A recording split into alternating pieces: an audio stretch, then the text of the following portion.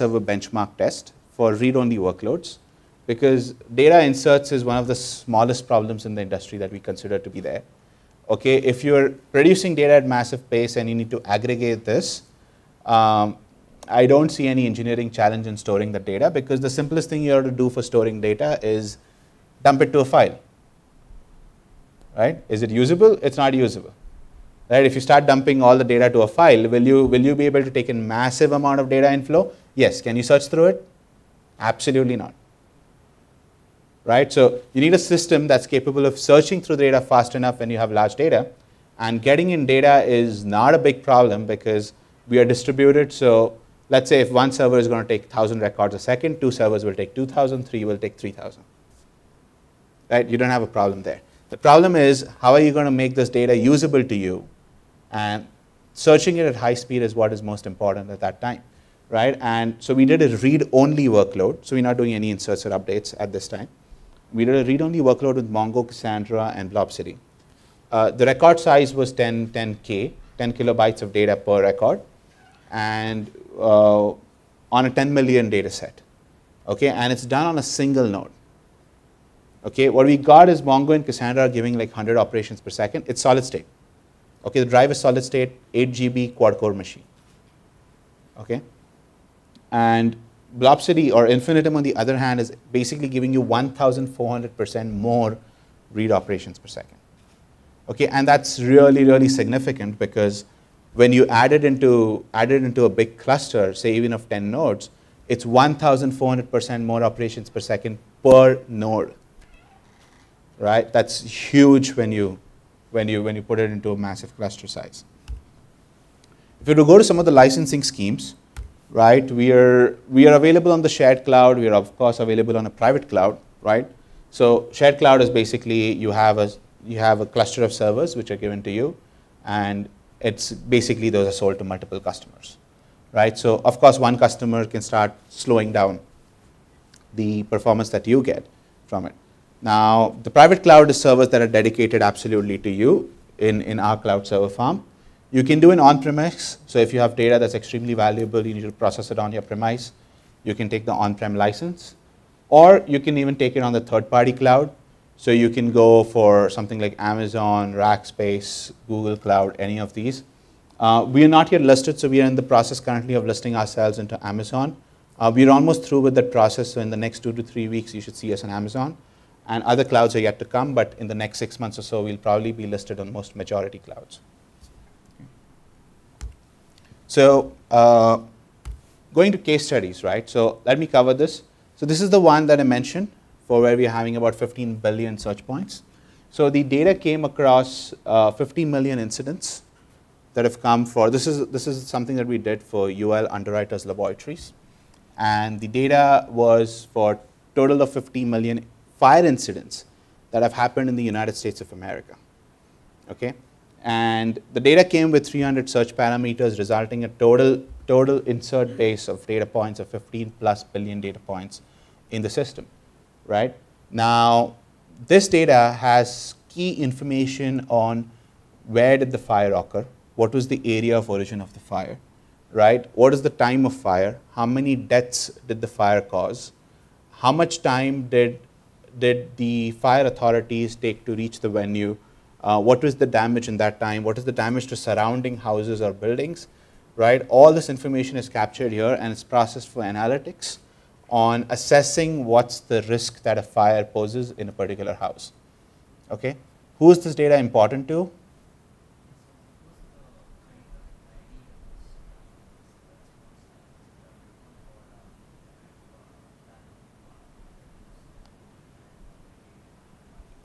No, we're not doing a MapReduce for this. So this data is extremely well structured.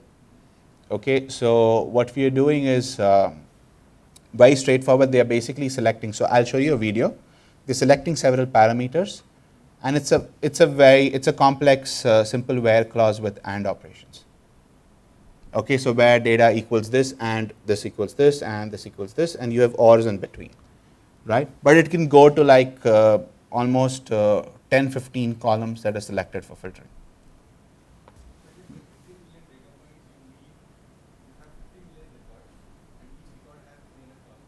Right. Yes, data points is 15 billion. Right. Correct. Joins in a distributed data joins. You said it is a well, Yes. 100% acid compliant, normalization and all those things. How you are managing joins across the distributed when you deploy in a as a distributed server? So I'll tell you how it works. So there is, I don't think we have enough time to go right into the depths of it. Most of the things are of course not even revealed because our main intellectual property lies in that space. But to give you an overview, any query that you're firing on the system is getting distributed, like the same query gets broadcasted to all nodes in the cluster, and those nodes start executing that query in parallel. Right? Cartesian products and things of that sort that need to be done on a single server, we identify a master and perform them there. Right? But many join operations, we are internally optimizing them to map reduce jobs, which give us the ability to distribute them for the join operations. Right? So it's pretty much like if you consider something like Hive connected to Hadoop and you fire a Hive join query, it will translate that into a MapReduce job and then give you the output, which is doing the computations majority of the times in a distributed environment. We're doing something similar.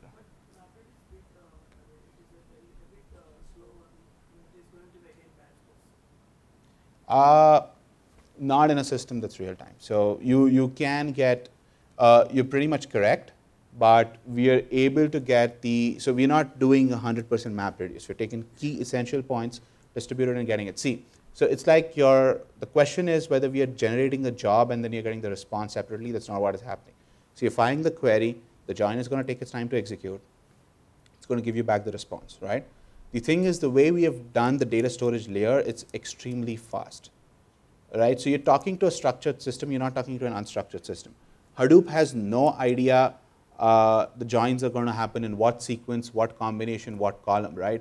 Hadoop is going to basically scan through all the data points. Any job is a massive full scan, right? We're not doing a full scan. We already have key information on what's the size of every column, how much data is there. We know what the join sequences is even before you fire the join query. And we are able to optimize into identifying only the essential data points and processing only for those, right? Which is what makes us way faster because we're never doing a full table scan.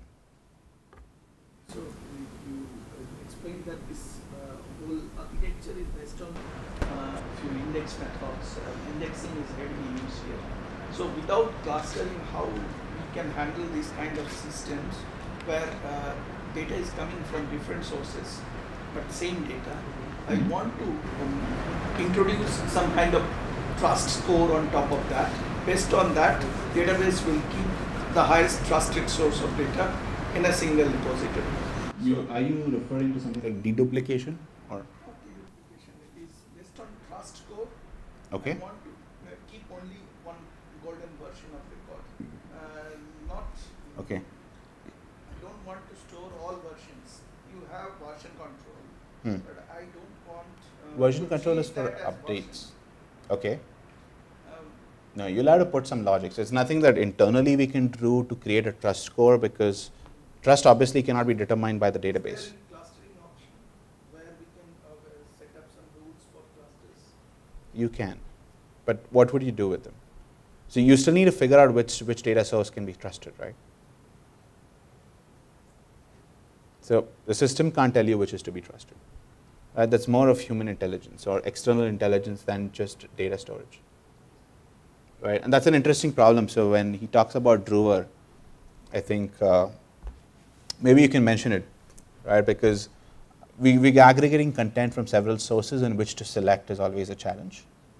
Right? And there's a certain degree of intelligence that goes into identifying the right source. Right? So yeah, so this is what we did for UL. And so who's actually using this, right? So this is primarily used by insurance companies to set the property insurance rate of premises. Okay, so the insurance companies in the United States of America, UL sells this data to those insurance companies. They're able to fire query and identify fire patterns and damage patterns, and come to a consensus on what's the risk analysis for that particular home, which they need to now insure, right, or that particular property that they need to insure. So this is what you're doing for UL. Right? Here's a small demo, so you can see it's a very simple screen. You can select state, Alabama, Alaska. You're saying property use, 1 or 2 family dwelling. You hit the submit query, right? So it did a OR operation on the state. So you selected 2 states and operation on everything that's major. Okay, so there are a lot of parameters that you can search for. These insurance companies are basically filtering through a lot of parameters, right? And they're firing the search queries and they can visualize the data. You can see that the data comes with a lot of missing values, right? Not everything can be accounted for with every incident, right? But it's still greatly structured. And whatever query, whatever combination of selects that they're doing in the query, we are delivering in 300 milliseconds. So this response speed that you saw is with the entire 15 billion data points, right? Data grows every year, right? So data comes from US government once a year, and every year we do an import of the data of fire incidents that have happened last year and keep adding it to the system. So we have to process all the data all the time, because if a particular house has got a fire incident 10 years ago, we need that accounted for, right? We can't miss that. So it's not, we cannot take like 6 months data and process it. We always have to keep processing the entire data set, right? So this is what you did for UL. You can see that the page response time is like a little over 2 seconds. That's the time it takes to render that much information that's selected on the page. The actual query time on the database level is less than 300 milliseconds. Here's another application that we did, and this is more of a demo and a data modeling assignment that we did internally within Blobcity. Okay, and this was a 36-hour hack job where we sat out and coded this out, because most customers wanted to see what optimal data models can you use with a system like Infinitum, right? So we kind of tapped into the Twitter fire hose, got these tweets in, right, and archived them, classified by topics which were trending, and then allowed for these tweets to get distributed over a Jabber chat server, okay, to interested customers who could subscribe over a Jabber service only to specific topics and receive tweets for those topics. And they could, in turn, initiate conversations on those topics, which would come back on Infinitum Today website and get listed there. Okay, and those conversations are obviously not restricted. So, and they would remain out of Twitter. So the classic example of this is, let's say if you're inside a stadium watching a cricket match, right? And you have your set of friends which are distributed, or you want to broadcast something which doesn't necessarily have to go to Twitter, but interests only those people who are within the stadium. And you have a topic which says people who are in the stadium. It has a broadcast topic on Twitter, which is created and given by the stadium to you, right? You can basically subscribe to that topic, get tweets that are mentioning that topic at real time, which we are capturing from the fire hose. And at the same time, you can say that beer at counter A is cheaper than at counter B. Okay, and that tweet will not go as a tweet. It will basically go as a message that's privately circulated to all the people who are listening to this within the stadium, right? And that's the value of it. It's real-time engagements which are location specific, right, or community specific that we've done. So we're doing real-time information curation, classifying users by their preferences. So users can set the preferences of the tweets they want to hear, and they can get those tweets. And we're giving back user-specific analytics. We are also planning to actually sell back analytics on user behavior, which is we can, if a system tells us that I know the Twitter handle of a particular user that's using an xyz.com website, we can tell that xyz.com website that this person is probably more interested in shoes than he is interested in buying T-shirts. Okay, and that based on the tweets that you favorited or you broadcasted, right, or what you wrote, and we are able to get that data and sell it back to interested companies, right? We're not doing this already, right? We are intending to do this eventually. So here's a small demo, right? Everything that's happening here, okay, is basically with massive inserts in progress. Okay, so a lot of tweets are coming in from Twitter at real time, and at the same time, we are able to classify these across several categories and give you instant selects. Okay, instant selects. The database kind of like grows to several million. I think it's about, we're doing 1.5 million tweets a day. Okay, that we aggregate. That's the data inflow, 1.5 million tweets a day across most major trending categories that we're listening to. We unfortunately do not have a full access fire hose, which is a paid subscription, and we've not yet taken that. So we are aggregating tweets across several categories. Twitter allows up to 4,000 categories that we can aggregate across, and we're identifying the popular and the trending ones and aggregating. And it's almost like 1.5 million data tweets that are coming in per day. Okay, and at that rate of insert, you can see the select speed, right? The next is a search engine. So we are actually proudly powering up a search engine, and we have a very valued customer sitting here, and we'll be taking a small session on what Truer is. But I'll briefly walk you through on what we are doing. Oops, I forgot to remove that. So we're taking data inflow in the rate of 500,000 data items a day, which are being aggregated from across the globe, right? And this is a fairly new system, and of course, this system is kind of a potential candidate where the data points will probably cross, I think we already crossed 15 billion data points, right? I think it's easy. We didn't compute it. We have a lot of data, but the number of records, physical items that we're getting is 500,000 a day. We're giving a response time of 0.02 seconds at the database level for search queries that are being fired on the database for searching through this data.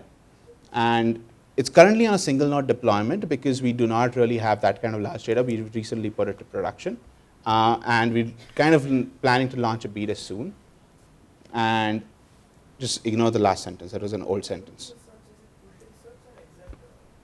No. We are doing, so he'll be covering the architecture. We are using Apache Solr for full text searches. Okay. This is more of searching through content that's pre-ranked for you, and we're doing real-time ranking of content. So I'll just show you a video which will give you a quick explanation of what we're talking about. So you see that the content is actually classified in categories. If I open Internet Technology Telecom, this comes in 0.2 seconds. Right? This is the top trending articles in that category for today. Okay, so freshness is a very important aspect, and this data is kind of fresh, right? And you can see this, see the loading speed, right? It's very fast. Okay, very fast. You can see the Ajax that fires. The Ajax doesn't even play a full thing, so it's coming, right? Meaning, for all practical purposes, the system is taking 500,000 inserts a day. Do you really want any better speed than this? Right? And it's 100% acid. And this is while inserts are going on. Yes?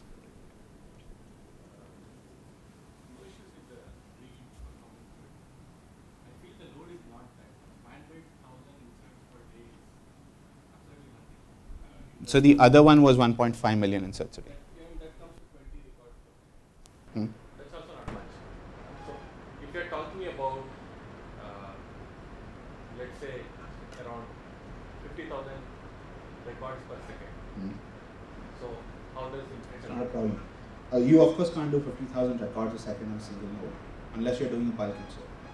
Okay, and It's a streaming insert. It's not a bulk. streaming, right? So your data coming in, fair enough. What you're going to have to do is you're going to have to set up multiple nodes, maybe at least 8 to 10 nodes, and you will easily be able to take 50,000 inserts a second. Yes, without compromising on the select. So it depends on the data, right? It depends on how large. So if you say 50,000 single data points as numeric values, easy. If you say 50,000 records, but each record is 1 MB in size, you'll probably need more nodes, right? So it's tightly governing on what data model you're using, how that data is going into the system. But on an average, yes, 8 to 10 nodes should suffice for something like 50,000 inserts a second. So what is the capacity of your one node? What is it that can I have one node? Can you give us what is the RAM you have? What is the hard disk you have? So I'll give you the benchmark. If you do a single hard drive, single solid state hard drive, quad core CPU, 8 GB of RAM, which is basically the laptop that I'm carrying right now, and I'll be showing you actual insert rate on this. You can easily go up to about 300 to 400 inserts a second. Okay. Now you scale this up to, of course, multiple drives on the same machine, and you can take much more inserts. So of course, if you start with a very low configuration machine, 10 won't be enough. You'll probably need 1,000. right? So it depends on what your server config. I'm assuming you're using a very good production grade server, and 8 to 10 in a cluster should easily take 50,000. 300 records per second, and what is the size of the record? Oh, 300, you said 300 to 400 inserts per second, right? yes. So what is the size of the insert? Side of the insert, what I'll be demonstrating to you is very low. It may be maybe less than a kilobyte per record. Okay, maybe not even that much, maybe half a kilobyte per record. But that performance will not vary. So I'll tell you what. So whether you start from 0 to 4 kilobytes, okay, 0 to 4 KB, it's going to be pretty much the same. From 4 KB to 8 KB, it's going to be, so it's in blocks of 4 KBs, right? So when your record exceeds 4 KB, it's going to start reducing the number of inserts that it can do per second, right?